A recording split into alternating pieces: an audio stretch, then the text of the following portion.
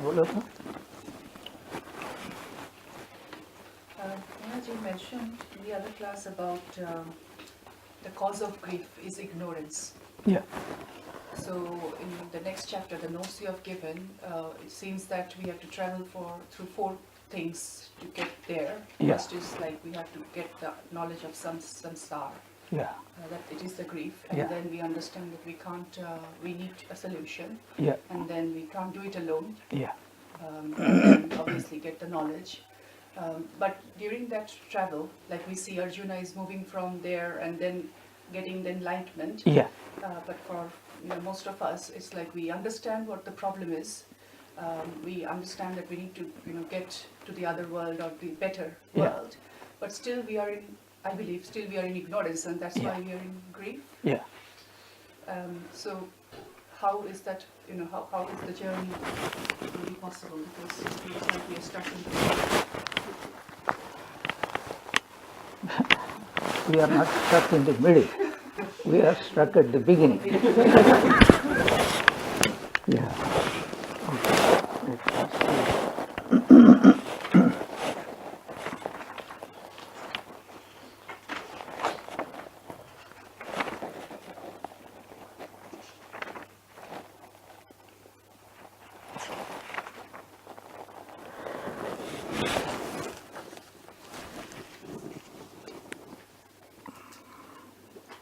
There are 7 stages. The answer to your question, though I told there are 4, there are actually 7 stages. First, discovery of the problem. There is a problem. Most of us do not go even to that. Second, discovery of helplessness. That is to say, we know there is a problem, but we do not have a solution to that problem. So I am helpless. Not that there is no solution. There is a solution. I do not have the solution. Third, acceptance that there is a problem and there is a solution. Fourth, seek advice of a wise teacher. What do? Most of the time, we think we know what is the problem. We also think we know what is the solution. This is the fourth is, seek the advice of a wise teacher. 5, surrender. All these are crucial steps. Surrender means what? Total acceptance. This person, I have faith in this person that he is able to solve my problems, and I am going to become an absolutely liberated person. You see how significant it is. Surrender means what? Not only I surrender, surrender means joy. Why? Because I am surrendering to really to God. That's why we say God is Brahma, God is Vishnu, Gurur Brahma, Gurur Vishnu. He is not an ordinary person. So that means I am going to be absolutely liberated. That elation, complete faith in the Guru, that is called surrender. Then receive the remedy. After surrender, only the remedy will come. And then apply the medication. These are the 7 steps we have to go, and this is what Bhagavad Gita actually shows. We will be discussing, actually these are the things we'll be elaborating in coming. It is good that you have asked this question. This is the most fundamental question, that why we are not progressing, where we are stuck. First, we don't accept the problem, and first we don't even know that there is a problem. Especially with mental patients, it is said the very first sign of mental problem is the person says, I am okay, and if someone says you are not okay, then he will say you are not okay. Yeah. So one has to accept. A typical example is this first chapter. Arjuna never accepted there is a problem. He says, I know everything. I just decided. Because I know, you see, he just wanted to give up the war. Why did he want to do that? Because he thought he knew that there is no problem and I know the solution. Why do I seek? So that is the very first, we are stuck with the very first step itself. You understand? Yeah. We are not even accepting that there is a problem. So we are all in the samsara. Are we trying to get out of samsara? Or are we trying to get deeper into samsara? You know what I mean by that? A person says, I am a spiritual seeker. What do? I go to Vedanta center and I get stuck there, deeper into samsara. So all the problems of the family life, he will bring to the Vedanta center, both those who come, those who are staying also. You see, there were two soldiers. They met on the battlefield. And each other asked, what made you join the war? One fellow said, I am married. First fellow said, I am not married, I love war, therefore I joined. The other fellow said, I am married, I want peace, therefore I joined. So, what is the problem? That we do not feel there is any problem. That is the problem. How do we know? Because if the moment we come to know, nobody can sit peacefully and say, I am okay, I do not need to do anything. What is the sign that we know there is a problem? How do we know that we know? How do we know that we have a problem? How do we know that we know there is a problem? Suffering. No. You seek. You see, the point is there is suffering. But the people, we do not think there is a suffering. You see the point? We think everything is okay. Okay, there are temporary small problems are there and they are common to everybody. So it is not a problem. That's why we say, no, it's no problem. One fellow who is about to commit suicide is advising the other fellow, what is your problem? No problem. So that is our Arjuna was cocksure, he knows. Then he found out. Because what is the, what you said, how do we know there is a problem? There is suffering. Just because we are suffering doesn't mean we accept there is a problem. So the very first definition of a problem is equivalent to third ring. Suffering. That's what we will discuss it. So we will start now. Huh? One more question. Yeah.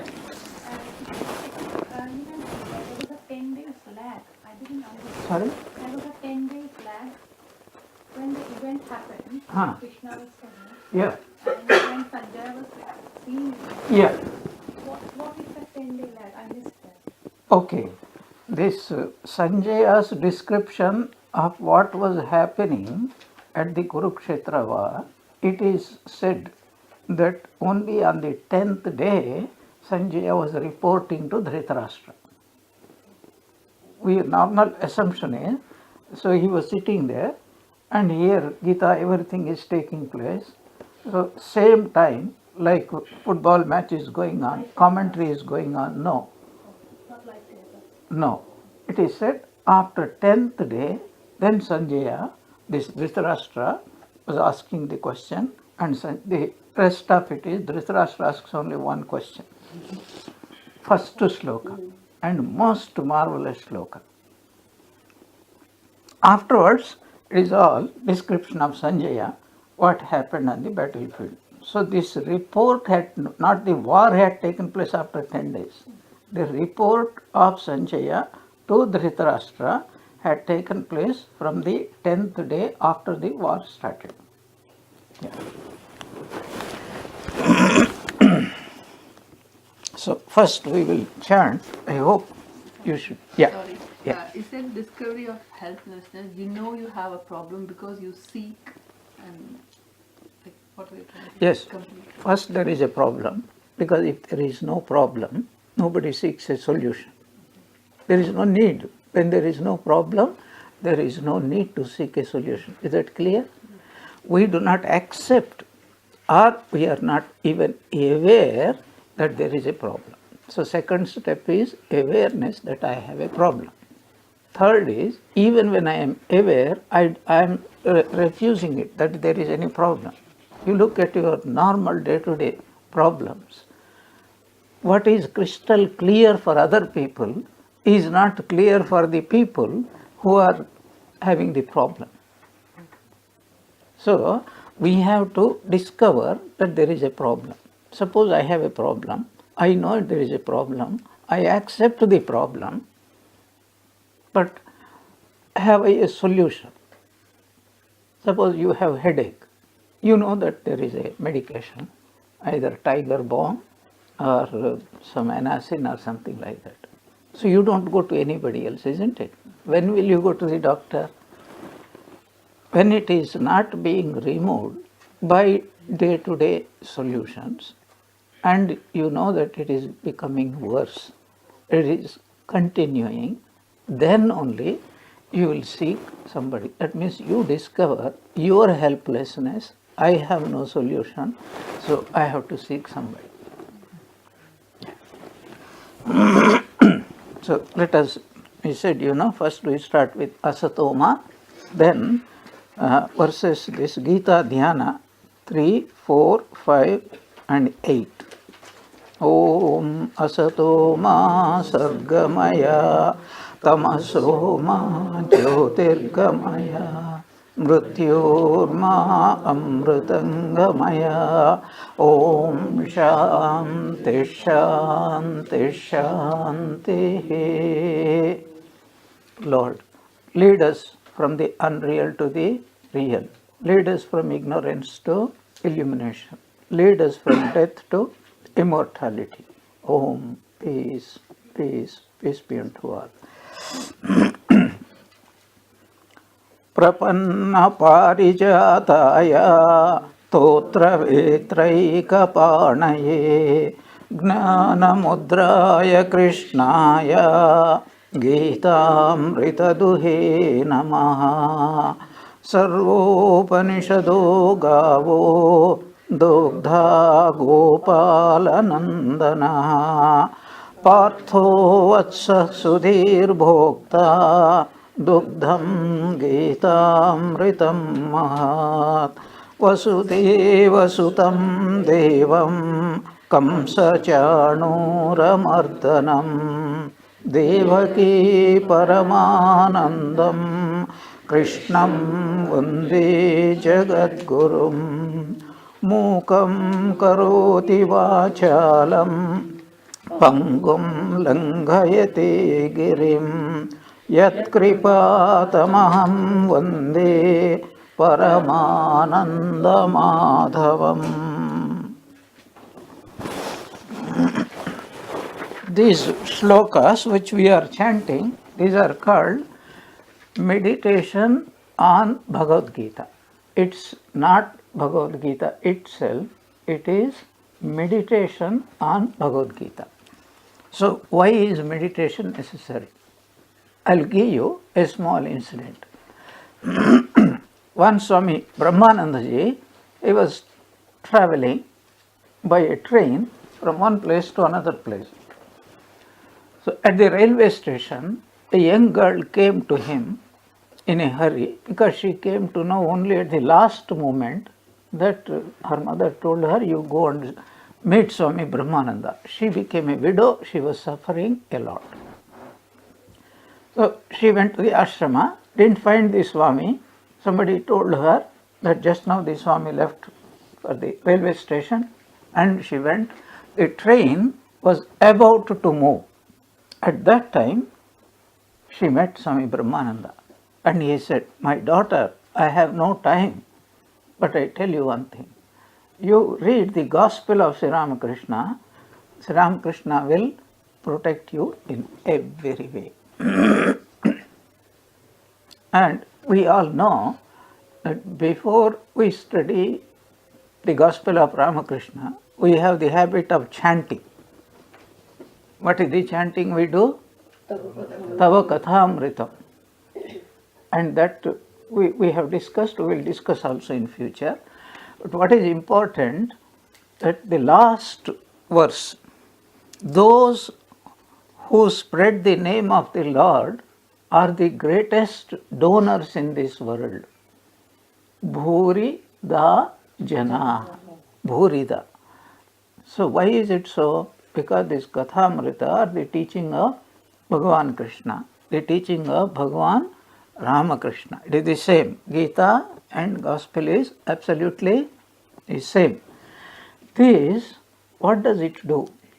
Tava Katha Amritam. If you know Sanskrit, you know what is Amrita? That which makes a person, a mortal, into immortal. Mrita means death. Amrita means that which makes a person deathless. Mrityorma amritam gamaya. Lead me from death to immortality. Tapta jivanam. Beautiful. Tapta jivanam. It doesn't lead everybody. Whom does it lead? Tapta, those who are being fried in the hellfire of this samsara.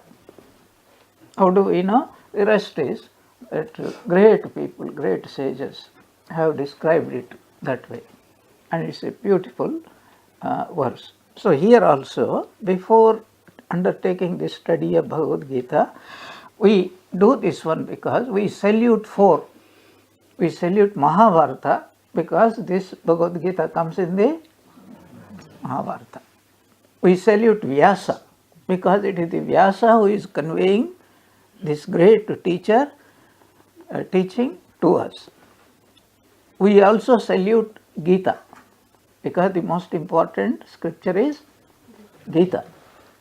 And we of course salute all these things, Mahabharata, Vyasa and Bhagavad Gita. Originate from whom? From Krishna.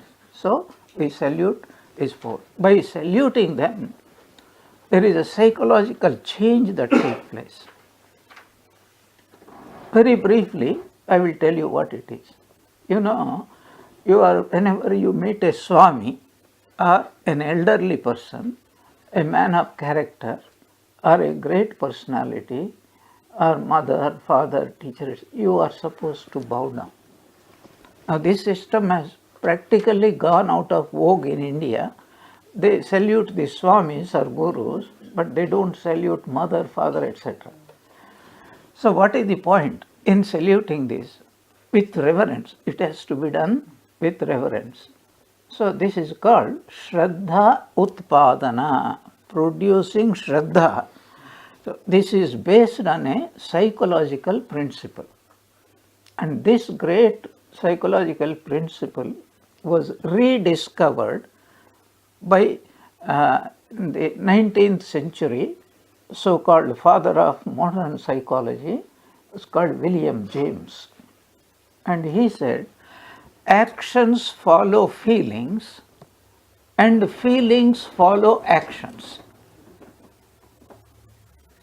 Actions follow feelings. You have some feeling, either anger or reverence, whatever. Naturally, the actions we do follow our feelings. But the reverse also is true. Even if you do not have a feeling, you do the appropriate action and the feelings will generate. That is why we may not have reverence for so many things. But you go on doing it and it will come. Example, some of the disciples of Sri Ramakrishna, they didn't have that reverential feeling to the image in the temple, Dakshineshwar temple, Mother Kali. Of course, his guru didn't have, Ramakrishna's guru didn't have, Sri Ramakrishna's disciple also didn't have, Swami Vivekananda. Both of them were followers of Advaita, and both of them, one suffered from stomach ache, other suffered from emptiness of stomach. And both had to surrender themselves and come to bow down. So there are many times incident. M was one of them who didn't believe. In the first chapter, Sri Ramakrishna asks him, which form of God you prefer? And he says, formless. He says, that is okay, but on that account do not condemn people who are worshipping the forms. And then, there is a beautiful description. Sri Ramakrishna goes to the temple. M was following him. And then Sri Ramakrishna very reverentially bowed down to the mother. Then, that was the incident. M was narrating in brackets. You see, such a great soul, he is doing it. Who am I not to do it? Why that I am resisting it? So he also learns. This is one. Second instance is, many devotees like Keshav Chandra Sen, who became devotees, they at the first meeting with Sri Ramakrishna, they did not know how to greet a sadhu. So Sri Ramakrishna, as soon as they come, he will do like that. So just because it is a courtesy, then they also did. And Sri Ramakrishna bowed down like that. And then they also bowed down. And Sri Ramakrishna touched his head to the ground. And they were also forced. Very soon afterwards, they learned this is how we have to reverence the sadhus. By reverencing a sadhu, who is the beneficiary? The person is doing it. Yeah, we have to be very, very clear about it. The person whom you are saluting, he will not get anything. But we get, because there is a law. We forget that law. That law, whoever does an action, he will get the benefit. Suppose, Guru and Shishya. Shishya had eaten food and Guru has not. Who gets the benefit? So, by saluting somebody, who gets the benefit? The person who salutes. So, this is the psychology. That's why when we salute the Lord, all these four, reverence slowly comes. It's called Shraddha Utpadana, Shraddhotpadana. That means slowly that reverence comes into our mind psychologically. So,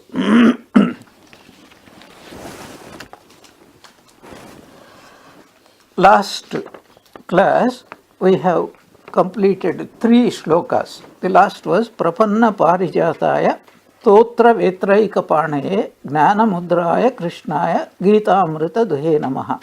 Salutations to Krishna, who holds a cane in one hand and a Gnana Mudra, and who is the tree of fulfillment for all those who surrender unto him, and he who has milked the nectar Gita. Salutations to such a Krishna. So, one important point, Totra Vetra Eka Panaye. That is, he has the handle of a whip. Vetra means a whip, Totra means the handle. What does it indicate? It indicates complete control. Suppose you have complete control over the wheel of a car. That means what? You are a good driver. So, Krishna is the ruler of this entire universe. By the way, he has not given this teaching as a friend of Arjuna.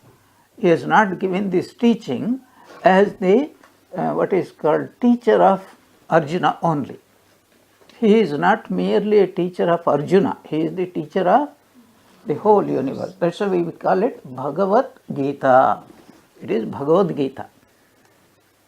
Okay, Totra Vetraika Panaye means in one hand he is holding. With which hand was he holding? Right. left hand. And in the right hand, this is called Gnana Mudra. Last class I explained, if you have understood, this Tarjani it is called. What finger is it called? Index finger. Index finger. This is representative of Jivatma. These three bodies. The gross body, the subtle body and the causal body. These three. At this moment, our condition is we are friends.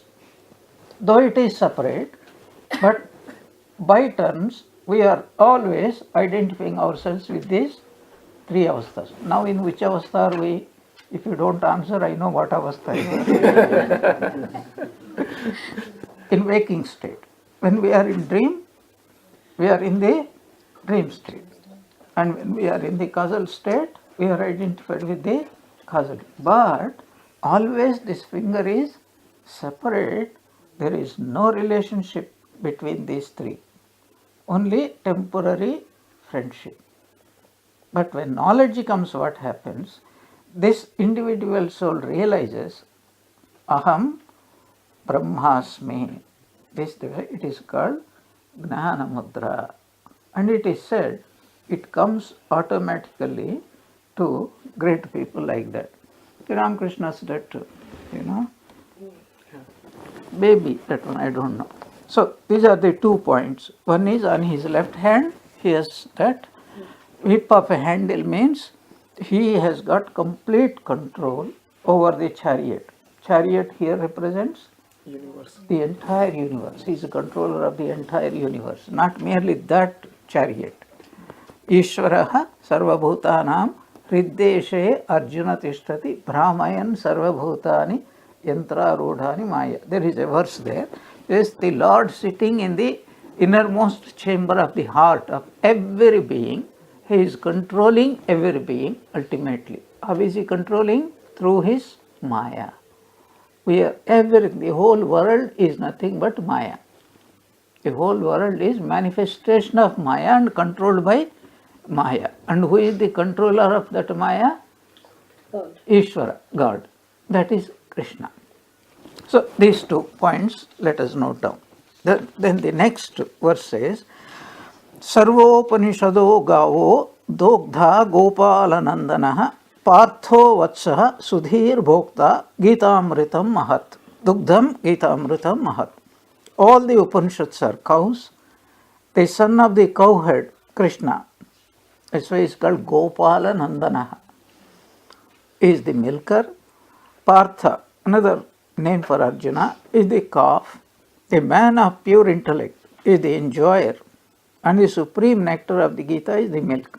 So, what it really means is, Gita is the essence of all the Upanishads. That is the meaning. But very poetical language it is said, Sarva Upanishadaha Gavaha. All Upanishads. Nothing is excluded. By Upanishads, let us not confine them only what we call Hindu Upanishads. The Bible, the Quran, the Tripitaka, the Janda-Avesta, all the scriptures, and not only that, the Guru Granth Sahib. And what about the Gospel of Sri Ramakrishna? Is it a scripture or not? Yes. It is a scripture. All these, what is the essence of it? That is, what is Gita? Gita Amrita. So, all the Upanishads are compared to cows. There is something very wonderful here. There are so many cows. Can you manage? You don't. What do you want from the cows? Milk. It's milk. And Krishna is bringing the milk to you and he is giving it freely. All that we need to do is drink it. But do you think people drink? Everybody doesn't drink. Only few people will drink. So, all the Upanishads are compared to cows. And who is the milker? Krishna. Why is he called the milker? Because it's a very wonderful idea. If somebody, say a ISIS person, wants to milk the essence of Quran, what is the result? You understand? That means he wants to tell that this is what is the essence of Quran. What is the result? Disaster. That's why only Krishna can give us that one. Or Ramakrishna can give. I will tell you something very interesting in this context. We have so many wonderful ideas. Maybe all these ideas are absolutely correct. But if we analyze, how did you get this understanding? Did you study the scriptures? You may not have studied. But how did you get? By hearing. That's why it is called Shruti. You might have heard from your parents, or they must have heard from some of their parents, but ultimate source is scripture. So ultimate source is a teacher from whom it is coming in some form or the other. But where from the teacher got? From God. From God. That is why, according to Patanjali Yoga Sutra, Ishvara Pranidhanat. Perfection can be attained, Samadhi can be attained through Samadhi. By Ishvara Pranidhana, complete surrender. Who is Ishvara? Because Sankhya Yoga doesn't accept God. He says he is the first person who got knowledge. Purusha Visheshaha, and not bound by any karma, etc. But in our Vedantic language, Ishvara is God, and from God this teaching has come. That's why Krishna is the milker, Gopalanandanaha, and somebody has to start. This is with regard to Indian cows. You can't get milk in the Indian cow unless they just let it touch its mouth to the udder. As soon as the mother thinks, my child is getting, immediately you take it back. So here Arjuna is a medium. He is an instrument. It has nothing to do, this is not a teaching between Krishna and Arjuna. This is a teaching between God and every aspiring soul. But every aspiring soul, that is important. That's why he says, Sudhihi bhoktaha, who is the enjoyer of this milk? Sudhihi. Sudhihi means those who are pure and those who understand that I belong to God and those who are aspiring to go to God. Only they are the enjoyers really. The whole essence of it is, if somebody studies Gita, even one verse of Gita, then that is enough for them to go to God and to become liberated. Then the next verse, Vasudeva Sutam Devam Kamsa Chanura Mardanam Devaki Paramanandam Krishnam Vande Jagadguru. I salute Lord Krishna, the divine son of Vasudeva, the destroyer of Kamsa and Chanura, the supreme bliss of Devaki, and who is the teacher of the whole universe. So first thing is Devaki Paramanandam. Who are the parents in the Bhagavatam of Krishna? Devaki and Vasudeva, not Yashoda. Yashoda was a foster mother, you have to know it. So, he is the giver of greatest bliss to his mother, Devaki. And who was his father? Vasudeva. That's why he was called Vasudeva. Vasudevasya sunuhu putraha Vasudevaha. Like Dasharatha's son is called Dasharathi. So, like that. Vasudeva. Vasudeva Sutam. Kamsa Chanura Mardanam. He who destroyed evil people called Kamsa and Chanura and so many others.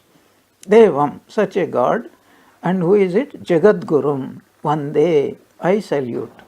So here certain things are there. Who is a great person? This is one of the questions we put. Who is a great person? How do we judge who is a great person? We have to give certain criteria. One who gives happiness to his family only is a good person. One who benefits only a particular society, he is a great person. But one who benefits the whole universe, he is the greatest person, Guru, greatest Guru. Another scale of measuring this is one who gives this much happiness is good person. One he gives very so much of happiness, he is a better person. But one he gives vast, infinite happiness, he is the greatest person. Another way of scaling, one who gives happiness only for a few minutes, he is only a good person. One who gives happiness for a long time, he is a great person. And one who gives happiness for eternity, he is the greatest person. These ideas are inculcated here. Let us see, first he is Devaki and Vasudeva. He gives the greatest happiness. He is the greatest happiness of Devaki mother. If he is giving so much happiness to his mother, don't you think he will give greatest happiness to his father? So he is doing so much of good. Then, by killing evil, by getting rid of evil, how, in what form? Kamsa, Chanura, Mardana. By killing evil people, who gets benefit? All the society gets benefit, isn't it? So this is, maybe there is no evil or there is some evil, but what is the greatest benefit a person can give? Swami Vivekananda, that's why he again brings this scale of a person who gives food for a hungry man, he is the lowest beneficiary. But a person who educates that person so that he can stand on his own feet, he gives much greater. What is the quotation? It says, feed a child a fish and you feed him for a day. Teach a child how to fish and they are... Fish. Ultimately it ends only with fish. Whatever. So, who is the highest beneficiary? A person who liberates. That is why it is said here. So, Vande Jagad Guru, because he can liberate the whole world. But of course, they have to accept his teaching and put it into practice, then only it is possible. And another understanding of Jagat Guru, who is a Jagat Guru? You understand, Jagat Guru means teacher of the entire world. Who is? He who can guide persons in every situation. First, a small child, then a youth, then a middle-aged person, an old person.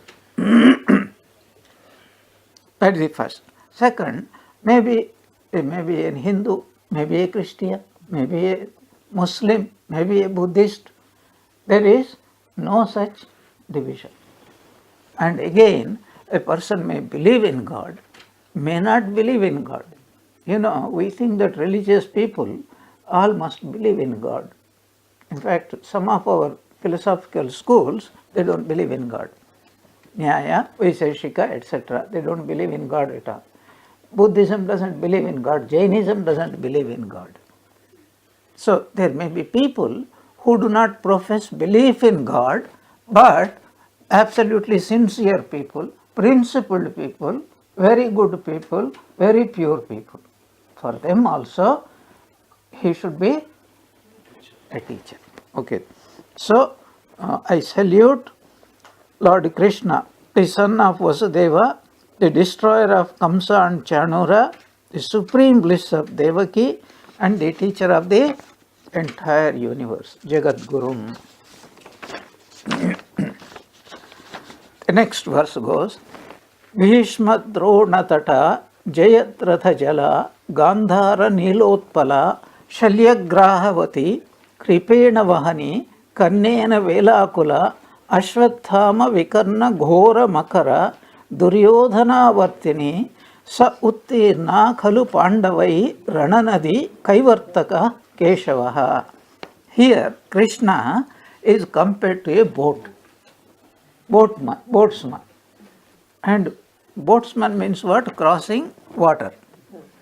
But a guru also can take a person across this world. He can also guide a boat on land. Dub dub dub rup sagare amar mon. What is the last line? Dang dang dang dangai dingi chalai avar shekonjan. There is a boat which can also travel on the Guru can do the impossible possible. This is a most wonderful description of samsara. Samsara, you understand? Our condition in this world is called samsara. Now, technically speaking, we use this world as samsara. Understand samsara? Samsara means it is not the geographical location. Samsara means it is the condition with which we experience the world is called samsara. Because where was Sri Ramakrishna? Where was Holy Mother? Where was Ramana Maharshi? Where was Swami Vivekananda? Were they in this world or not? So for them, was it the world, samsara? It is Brahman. So the same situation could be a bondage like jail. You know, a woman was asked, where does your husband work? He said, he is in jail. But as what? He was a officer in the jail. What is called a criminal who is sentenced. A boy was asked, a school boy was asked, give me a sentence. He said, marriage.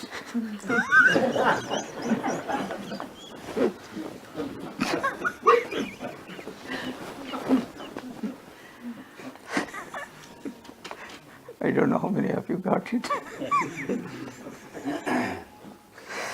So, though the criminal, the prisoner, as well as the officer, both are in the jail only, one is bound, another is absolutely free. So, this world can be compared to a jail. So, these great soul saints, they are also in this world. But for them, the world is not a cause of bondage. You see the understanding? So, this Keshava, Krishna is the boatsman. And this great Kurukshetra war is compared to a terrific river. Terrific means ferocious river. It is, and this Krishna acting as a boatman, he had taken these Pandavas across this river of this terrible, dangerous Kurukshetra war. That's what he wants to describe. So beautiful. Bhishma Drona Tata, a river is controlled by what? By the banks. That means this war is compared to a dangerous river, this war, and it is controlled by whom? On one side by Bhishma, and on the other side by Drona. These are the great warriors. That is why without Krishna, Pandavas would have been destroyed long back. Be very careful about it. I will remind you that incident. One day, Duryodhana went and accused Bhishma, you are very partial to Pandavas because you are not wholeheartedly fighting, half-heartedly. He takes a vow, tomorrow I will destroy. Now, before that, there was an incident. When Arjuna and Duryodhana came to beg help of Bhagavan Krishna, Krishna said that I will be on one side, I will not take up a weapon, and all my armies will fight on the other side. So Arjuna wanted only God, and Duryodhana wanted the world. So here it is the world. And then he lost, because without one, everything else zeros. Sri Ramakrishna saying, any number of zeros are zeros. But you put one and then every zero increases the value. So what happened? I will not take up a weapon.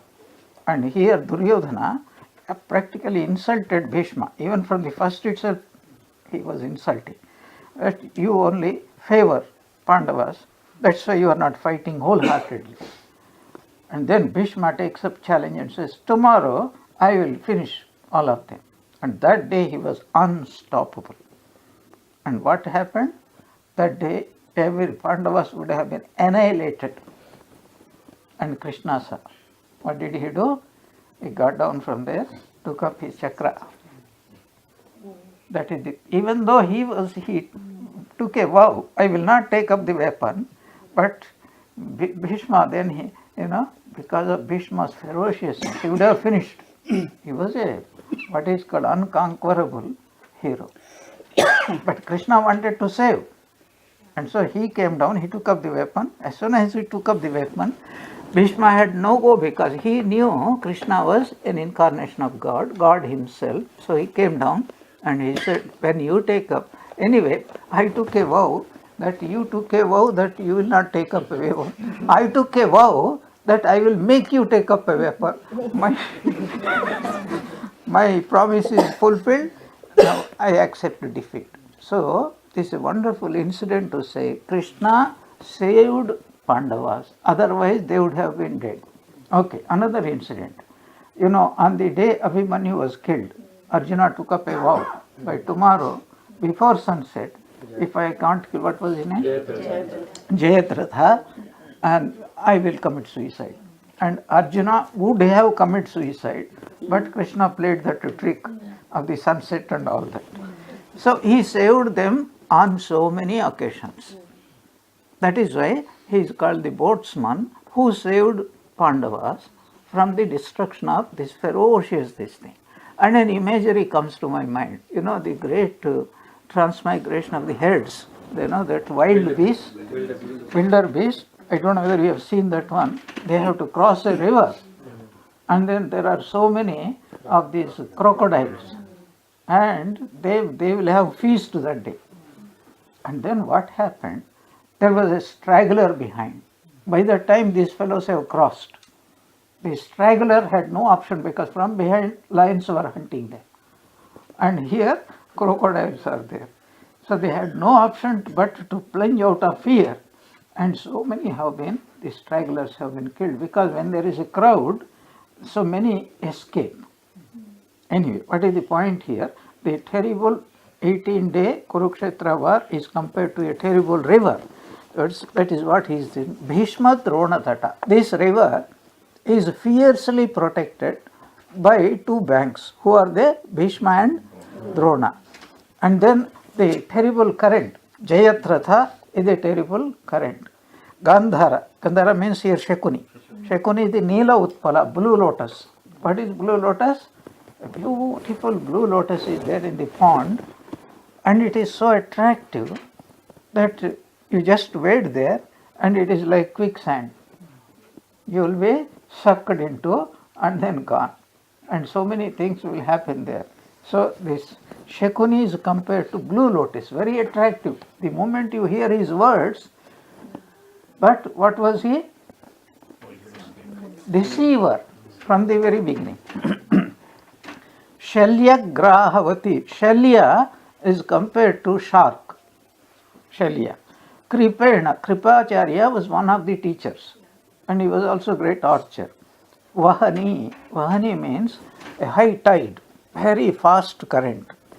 Karnena Velakula. Karna is compared to Viralpool. Viralpool, if you go to a strong Viralpool, what happens? You will be sucked down. Ashwathama Vikarna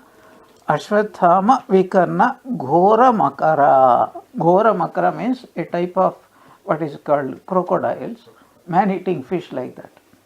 So who are they? Ashwathama and Vikarna.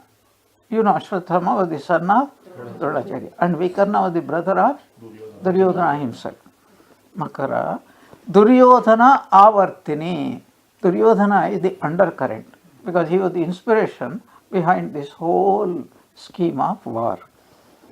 And that is the condition. And means it is, first of all, a very fast river. Secondly, there is no way. What are you trying to imagine? Two banks. What banks?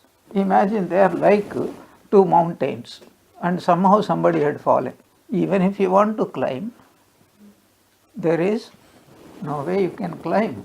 And all these fast currents, whirlpools, undercurrents, and all these sharks and crocodiles, all these are piranha, like piranha, waiting for anybody who falls into, that means death is waiting for anybody who falls into that river called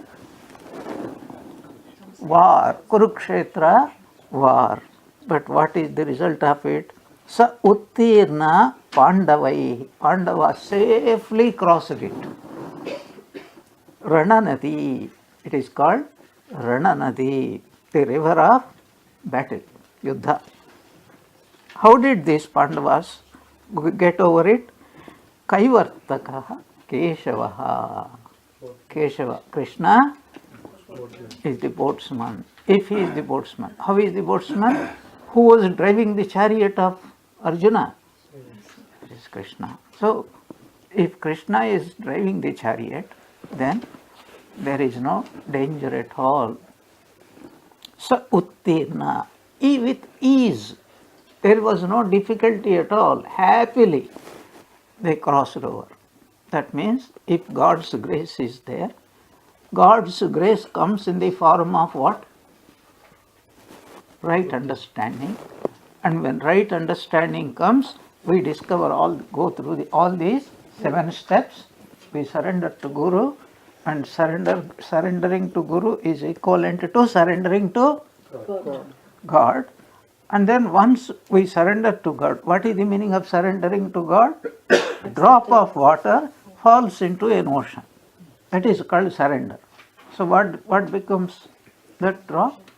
Becomes the ocean. That means Jiva becomes Shiva. Sri Ramakrishna puts it so beautifully. When do I become free? When your I dies, you become free. That's why Sri Ramakrishna is considered the greatest eye doctor. You know that? Greatest eye doctor. You know why?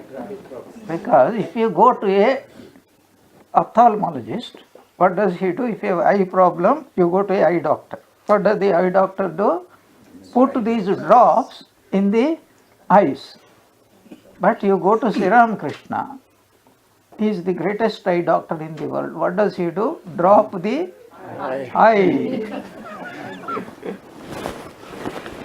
This is called surrender. The next verse says, Parashariya vachaha sarojam amalam Gītārtha gandhotkatam Nānākhyānaka kesaram Harikatha sambodhana bodhitam Loke sajjana shatpadai aharaha pepiyamanam muda Bhuyat bharata pankajam Kalimala pradvamsi na sreyase. This is a salutation to Mahabharata. Salutation to 4, we said. Mahabharata, then Vyasa, Bhagavad Gita, and Krishna himself.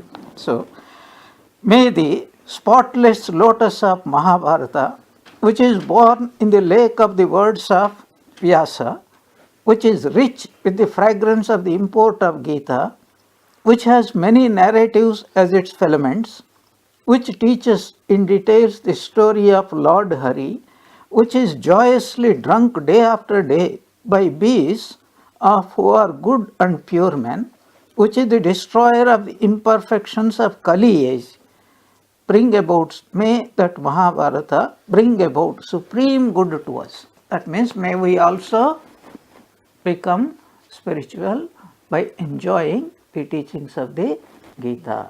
We'll now go Parashariya vachaha. Parashara. Parashariya means what? Dasharatha's son is called Dasharathi. So, Parashara's son is called Parashariya. So, Parashariya, who is Parashariya? Parashara's son. Who is Parashara's son? Vyasa. Vachaha, his words, because he has recorded this. Sarojam. Saroja means that which is a lotus born out of water. Saras means water. Born out of that water. Saroja means born. Agraja, Manuja, Manu. Manus born from Manu is called Manuja, born. So this Gita is born from, Mahabharata is born from where? Parashari Vacham, Vyasa's writings. Sarojam, Amalam, absolutely pure, there is no contamination. If you come into contact with some contamination, what happens to you? You get disease. And it is very fragrant. Fragrant what? Gandha utkatam. Utkatam means very thickly fragrant with what? Gitartha. That is the teachings of Bhagavad Gita. That is the beautiful fragrance. Nanakyanaka kesaram. It is having full of filaments. This lotus is having lot of filaments. What are the filaments? Harikatha Sambodhana Bodhitam. Full of stories of Lord Hari. Spiritual stories. Paramarthika stories. Then this lotus also eats nectar. And this nectar is drunk by whom? By bees. Who are the bees here? Loke in this world. Shatpada. Shatpada means Shat means 6. Shanmukha. That's why it's called Shanmukha means Shatmukha, 6 faces. Who are that? Kartika. Yeah. Here 6 legs. They are called bees, are supposed to have 6 legs. And who are that? Sajjanaha. Only a good and pure person is called a bee who drinks this. Aharahaha means how long does he drink this nectar? Not at one, not morning at 6 o'clock, noon at 12 o'clock, night at 10 o'clock. Ahaha means what? All the time. Unendingly, all the time. The more he drinks, the more he becomes thirsty. He wants more and he wants more and he wants more. And how does he drink? Mudha. Mudha means very joyously. Because if there is no joy, we never continue anything. Have you noticed that? Yeah. So, Sache Mahabharata, Pankajam, Kalimala Pradvams, Na Sreyase. So, what is this? What does the Mahabharata do? Mahabharata means here illustrating, summarizing Bhagavad Gita. What does it do? Kali Mala Pradvamsi. Mala means impurities. Impurities means bondages. Bondages means suffering. What suffering? Kali Kala suffering. This is called Kali Kala. It is also called Kalti Kala. Kalti means adulteration. Kali Kala means it's famous for its what is called impurities, bondages, attachments, etc. So Pradvamsi, it totally uproots all the, not only it uproots the ills, it uproots the very causes of samsara. That means it gives knowledge of God. That's what it means. And then bhuyat, let it become. Why let it become? If Mahabharata is like that, then why it should become like that? It should not become. It may be there, but I have to drink it. If I don't drink it, I am not going to have it. So it says, Bhuyat Bharata Pankajam. This lotus called Mahabharata, let it be the destroyer of Kali impurities and Nah Sreyase. Nah means to us, Sreyase, lead us to the highest goal, highest good. What is the highest good? Liberation, Atma Jnana, self-knowledge. So this word Shreyas is a beautiful word. In Kathopanishad we get, there are 2 goals of every human being, Preyas and Shreyas. Preyas means worldly happiness and Shreyas means liberation, Mukti. So let it give us Mukti. Then do I lose worldly happiness? No, because 1 million pounds includes also 1 pound. So this worldly happiness is called 1 pound. Mukti comparatively is called 1 million pounds. It's a beautiful story. There was a villager who got up early in the morning and he was going towards the fields. He saw a sadhu under a tree. And he thought sadhu, he did like that salutation. Then the sadhu got up, made sastanga pranams to the villager. And the villager was shocked. Why did you do that to me? He asked the sadhu. Sadhu asked him, why did you do this to me? He said, you are a renouncer, tyagi, that is why I did this. He said, the sadhu said, you are a mahatyagi, great renouncer, that's why I did sastanga pranam. The villager said, I don't understand. Could you explain? He said, supposing I put you a question. There are two people. One person renounces 1 pound to get 1 million pounds. Another person renounces 1 million pounds to get 1 pound. Whose sacrifice is greater? And the villager said, of course, the person who gave up 1 million pounds for the sake of 1 pound is the greater. He said, you are telling the truth. I renounced 1 pound worth of worldly happiness to get God who is like 1 million pounds. And you renounced God who is like 1 million pounds to get 1 pound worth of happiness, which is the world. Whose renunciation is greater? That's why a less renouncer must always salute the great renouncer. So don't ask me to make pronouncement.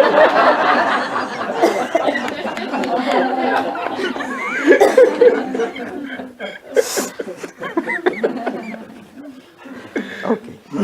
So, this salutation to Mahabharata, let it bring me only good, let it liberate me, my salutations to Mahabharata. Though he has not used the word Namaha, it means I salute the Mahabharata because you are the cause of my getting this Bhagavad Gita, Bhagavan's teachings.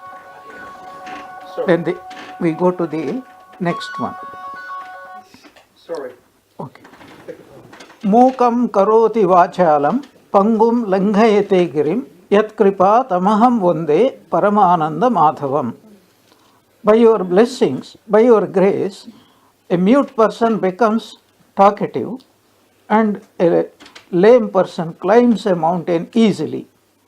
O Lord Madhava, I offer my salutations to you. A most beautiful one. It is said, when Swami Vivekananda, just before giving the first speech at the Parliament of Religions, he uttered this verse, Mukam karoti vachalam, and saluted Mother Saraswati, and it was very true. He became the greatest attraction in the whole of the speakers of the Parliament, because he was not an ordinary person. Now what is it? God's grace, it can do the impossible possible. It can make the impossible possible. Mukam means a person who is dumb. He can become the most eloquent speaker in the world if there is only God's grace. Example given is Kalidasa. Kalidasa, he was supposed to be very idiotic type of person. That's why he is called Kalidasa. Kalidasa, servant of Kali. By Mother's grace, in a second, he became like that. There are so many instances in the life of Sri Ramakrishna. We'll come to that later on. Pangum langhayate girim. A lame person can easily cross over any number of mountains if God's grace is there. Surdas it is said. Surdas is an example of that. Because he was a blind man, not lame man, but blind man. So the idea is that by Krishna's grace, he crosses the mountains, reached Vrindavan in just very short time. Yat kripa means Bhagavat kripa. Tam aham vande, I salute him. Who is that? Parama Ananda Madhavam. Madhavam. Dhavam means husband. Dhavam means husband. Madhavam. Madhavam means what? He is the husband of Ma is another name for Lakshmi. Madhava means husband of Lakshmi. So what type of God he is? Paramananda. Naturally, when a person has got Lakshmi, he kept Lakshmi, then he will always be happy person only. But Lakshmi doesn't mean only wealth. This is the mistake we commit. Lakshmi means Paramananda. What will you do? You have money, but you are not happy. What will you do? But you don't have money, but you are very happy. Which is preferable? No. Oh. No. We always want happiness only. We don't care what condition is there. I must be happy. When you are happy, you don't think anything else. When you are happy, you don't think I am a very rich person, that's why I am happy. You always think I am a happy person means you forget God. You forget the whole world. You forget everything. I am. That is the only idea that comes. When do you remember God? Sankatakale, Venkataramana. Yeah, that is the truth. So, Mokam karoti vachalam, pangom langait. This was the idea beautifully put in the form of a Bengali song. Tonke bodha koro kori, pongore langao giri. This is the idea. Oh mother, by your will, a lowly person will get to the highest position of Brahma. Kare dauma Brahmapada. Somebody who is in the very highest position, if it is God's will, he can be brought down to the very lowest. And a lame person can easily scale the mountains, highest peaks. And a person who is absolutely dumb means what here? Dumb means, normal understanding is he who cannot speak. But here dumbness means mental dumbness. A person who is mentally absolutely unintelligent. By the grace of God, he one billionth of a second, he becomes the greatest gnani. There are examples in Sri Ramakrishna's life that you can say Sri Ramakrishna himself was not a, in the normal sense, educated person. In that sense, literary education. What about Swami Adbhutananda? But from your mouth, Vedanta will come out. Vedas will come out. Sri Ramakrishna foretold, and it came true. Anyway, will not go. So, say, without the grace of, by the grace of God, everything is possible. What is the implication? Without the grace of God, nothing is possible. That's why, if we have some talent, we have to say, oh Lord, it is by thy grace that I have been able to get it. This idea again, Bhagavad Gita reinforces. Where does it do it? Yadyad vibhuti matsattvam srimadurjitameva va tattadeva avagachatvam mama tejo amsha sambhavam. The 10th chapter, the whole 10th chapter of the Bhagavad Gita is called the glory of God. Vibhuti yoga it is called. At the very end he says, whenever you see some talent specially manifest in some person, then you will have to know that that is my manifestation, God's manifestation. That is why, what is the implication? When you see somebody who is talented, you may not like that person, but you have to salute him. Because whom are you saluting? God himself. If we are saluting God in this world, since they have talent, what to speak of this wisdom is coming forth from Bhagavan Krishna? Should we not salute him? That is the idea given here. The last of this one is Yam Brahma Varunendra Rudra Marutah Stunvanti Divyaihi Stavaihi Vedaihi Sangha Padakramopanishadaihi Gayanti Yam Samagaha Dhyanavastita Tadgatena Manasa Pashyanti Yam Yogino Yasyantam Naviduhu Surasuraganah Devaya Tasmai Namaha. Salutations to the Lord, whom Brahma, Varuna, Indra, Rudra and Marut praise with divine hymns. whom the singers of Samaveda invoke by the Vedas along with the related branches of knowledge and the Upanishads, whom the yogis see with their minds focused on him in the depths of their meditation, and whose limit neither the Devas nor the Asuras know. Beautiful verse. In other words, we are also singing this one every day, practically at the end. Namo Namo Prabhu Vakya Mana Atita. Salutations, O Ramakrishna, who is beyond mind and speech. If you understand that, you understand the meaning of this particular verse. What is it? Yam, that divine Lord, Supreme Brahman, Brahma. Here Brahma means not Brahman, Brahmadeva, creator. Varuna, Indra, Rudra, Shiva, Marutaha, gods. All the gods, what are doing? 24 hours, Divyayehi Stavai, through divine hymns, they are praising him all the time. Vedaihi, then there are a branch, a particular type of person, Samagaha. Ga means he who sings. Samagaha. In Sanskrit, whenever the last letter comes, Annada means what? One who gives the data. Annadata is another. Ga means Gayana. That means he who sings. So there are 4 Vedas are there. Rig Veda, Yajurveda, Samaveda and Atharvana Veda. In the Samaveda, the speciality is it is only meant for singing. Samaveda is meant only for singing.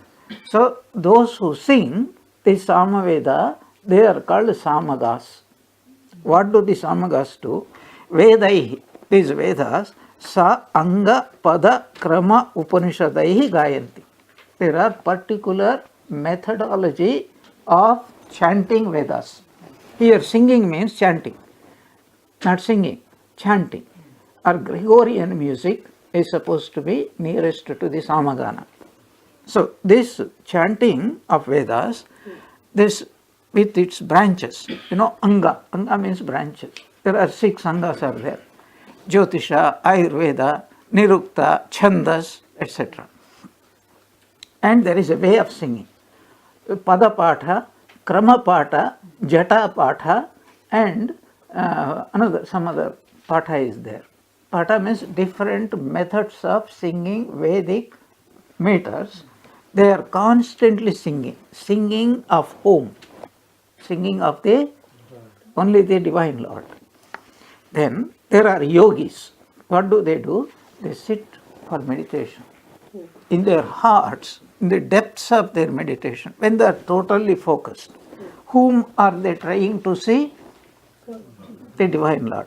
Dhyana avastita tadgatena. Tadgata means what?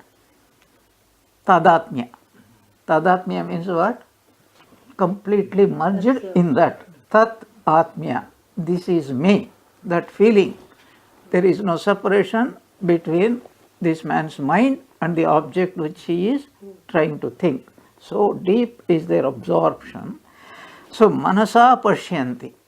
They see the Divine Lord in the depths of their meditations.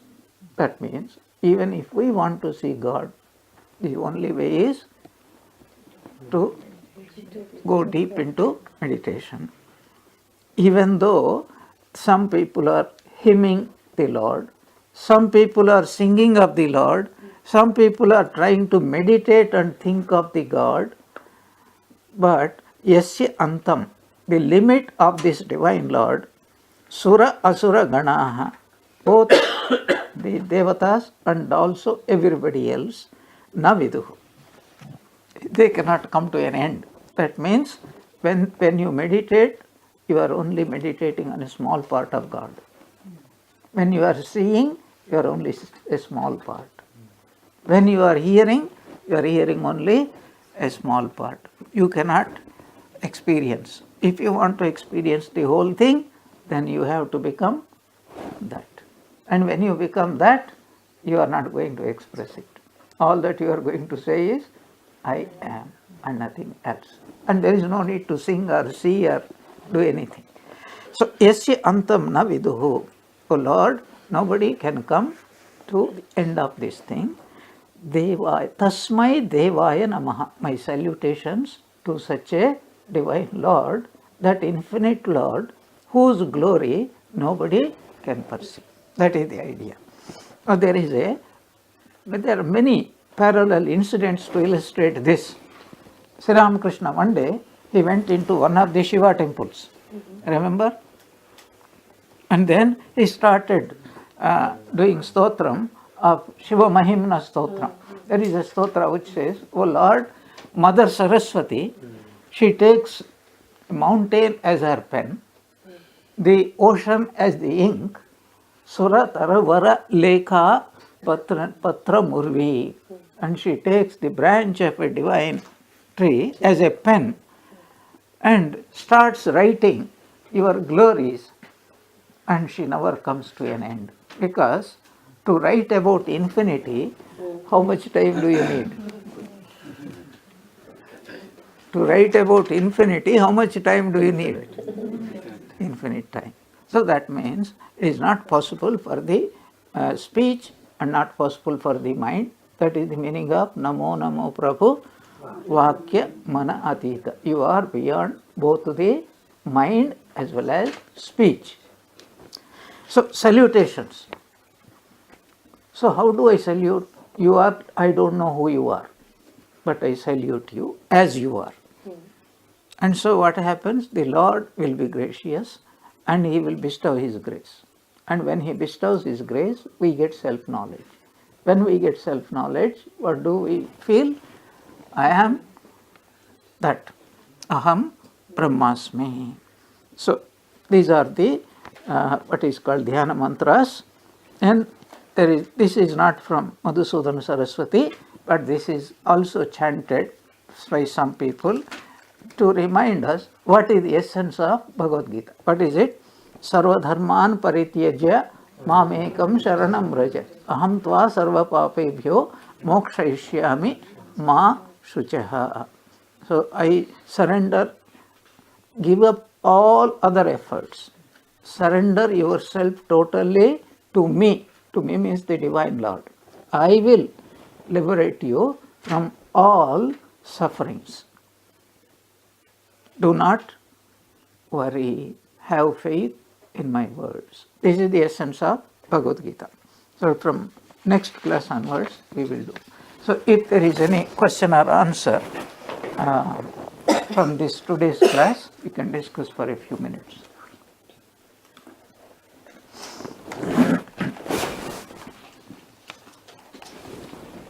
What is true surrender?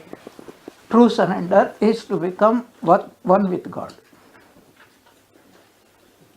True surrender is to become one with God. I can put it in so many different ways. That true surrender is to merge the individual will into the universal will, or to accept whatever is happening in this world as the will of God.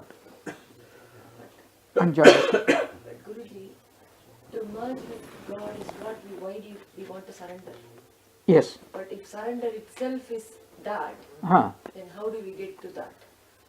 So, very good question. Very good question. Another name for God realization is called surrender. So then how do we do that? So, there are preliminaries. So, I will read out again from what I have read out earlier so that we will know about these things. There are 7 stages. This is also called, 7 bhumikas. Sapta bhumika in Yoga Vasishtha. These are called different stages. I put it in a slightly, rearranged it in a slightly different way. Discovery of the problem. Discovery of helplessness. Acceptance that I am helpless. Helpless means I don't know the solution. I have a problem, accept the problem. And I don't have the solution. Accept that. That is called helplessness. Seek advice of a wise teacher. This is the 4th. 5th, surrender. Pray to God. Say, oh Lord, you only have to bestow your grace and take me out of this problem. 6, receive the remedy. and apply the medication. That's where the problem is. What if the remedy is not practical to be followed?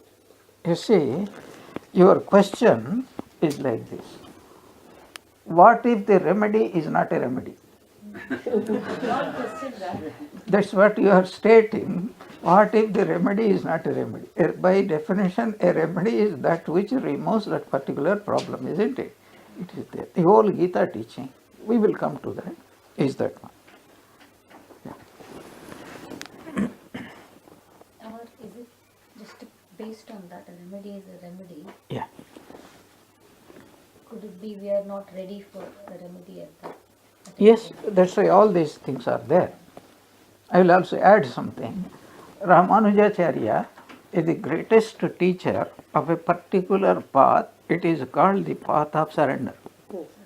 So he was the propounder of devotional method.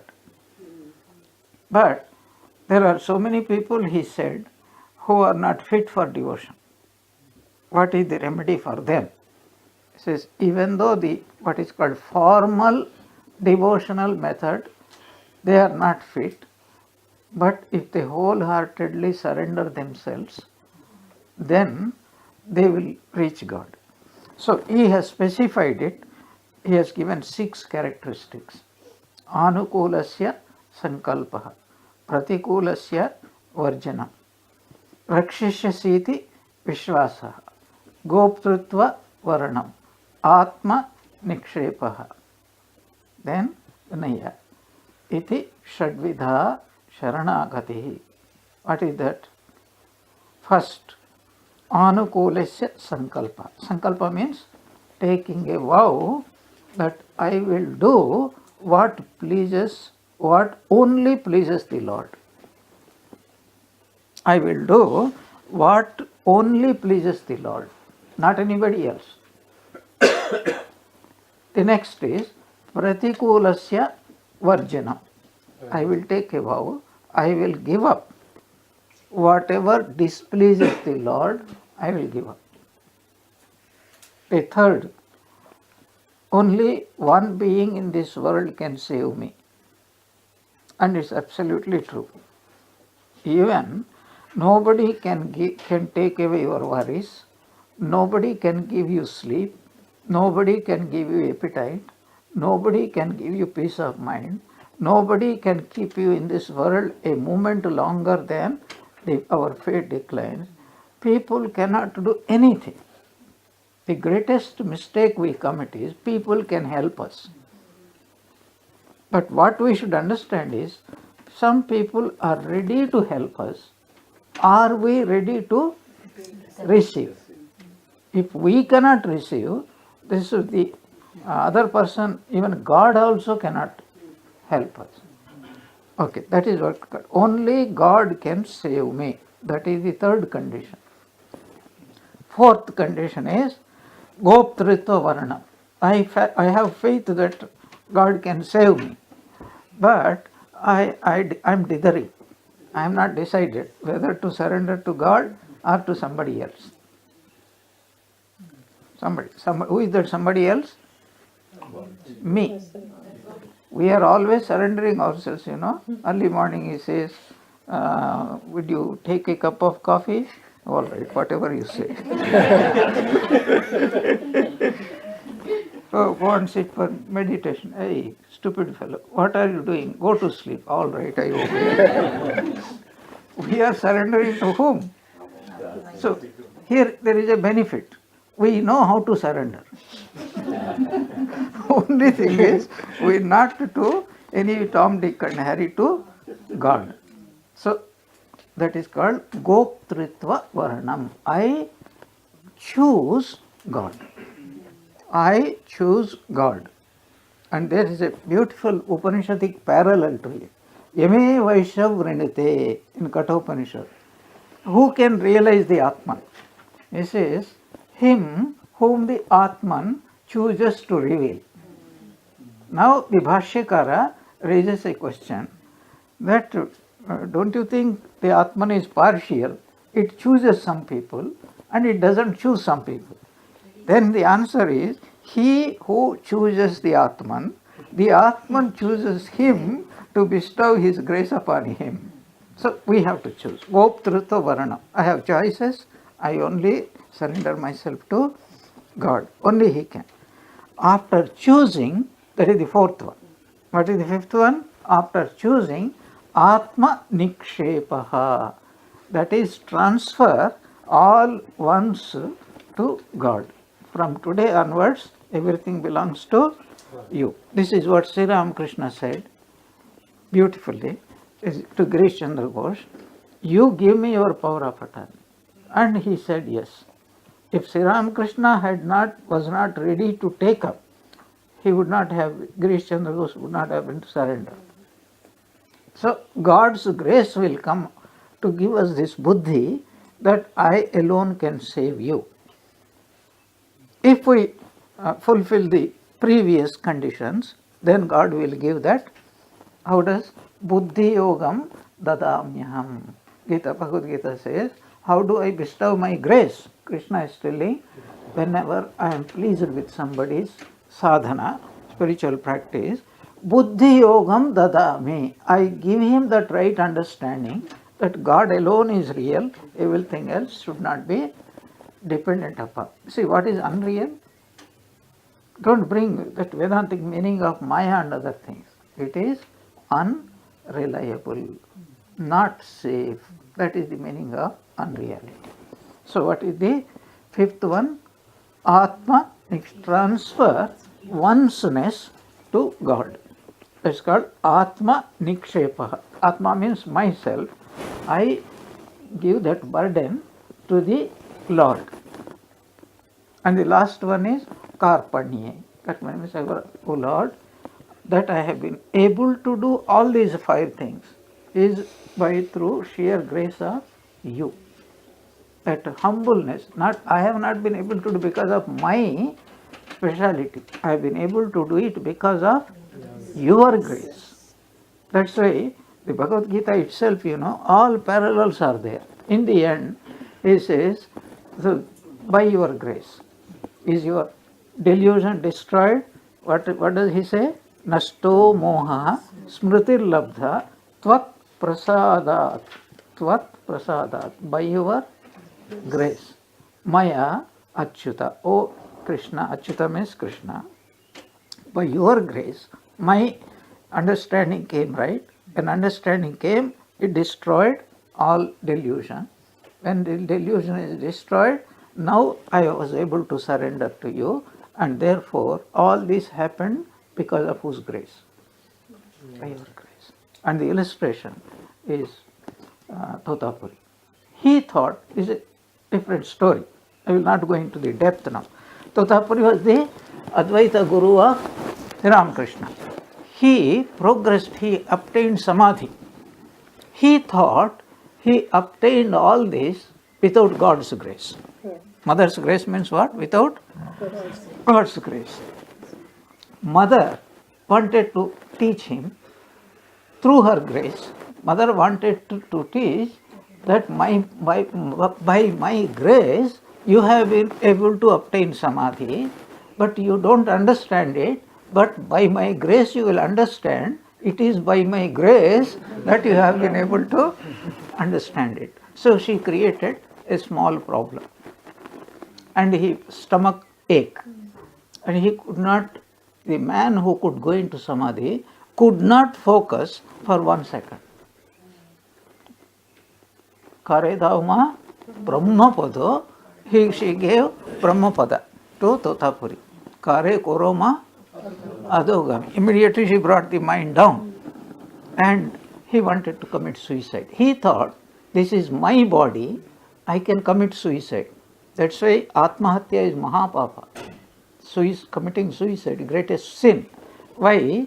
Because suppose you kill somebody. Is it sin or not? Yeah. Is it not a crime? Yes.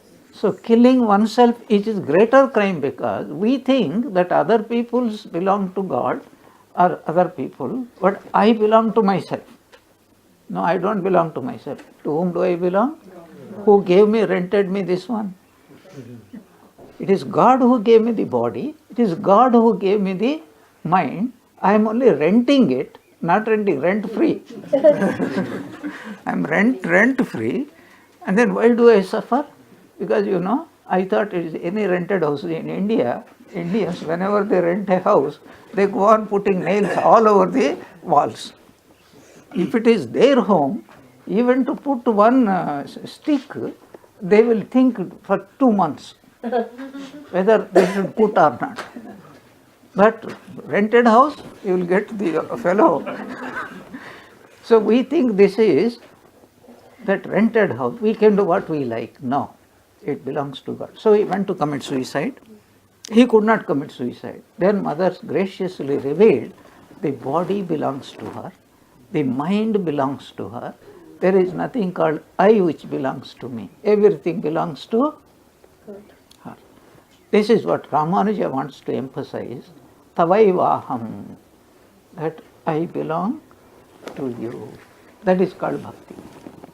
What a beautiful thing it is. All right, we'll stop.